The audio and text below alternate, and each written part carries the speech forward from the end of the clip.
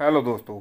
आज की वीडियो में हम लोग जो अपना सीलिंग फ़ैन होता है उसमें हम लोग स्विच और रेगुलेटर के कनेक्शन कैसे करें उसके बारे में बात करेंगे।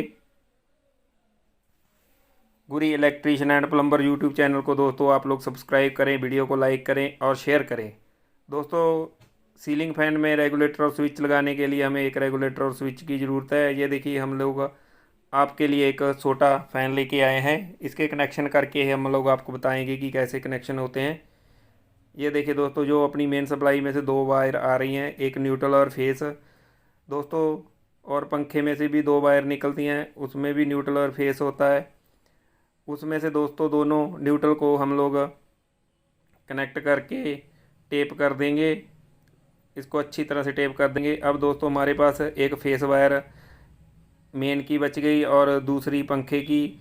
जो दोस्तों अपनी मेन सप्लाई में से फेस वायर आ रही है उसको हम लोग स्विच में कनेक्ट करेंगे। दोस्तों, स्विच में आप लोग दोस्तों इसको ऊपर या नीचे कहीं पे भी कनेक्ट कर सकते हो, उसमें कोई दिक्कत नहीं है। और उसको स्क्रू को अच्छी तरह से टाइट कर देंगे। ये देखिए दोस्तों, रेगुलेटर में भी दो वायर हैं।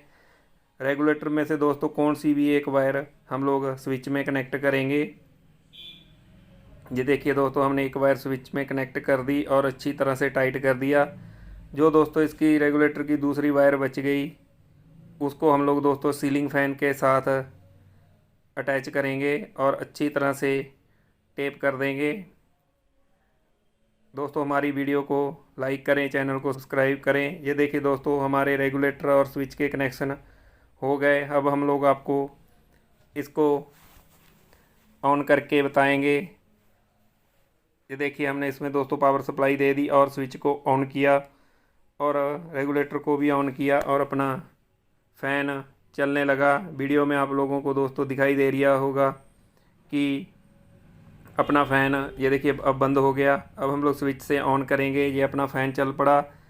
और रेगुलेटर से दोस्तों हम लोग फ़ैन की स्पीड को कम ज़्यादा अपनी मर्ज़ी के मुताबिक एडजस्टमेंट कर सकते हैं।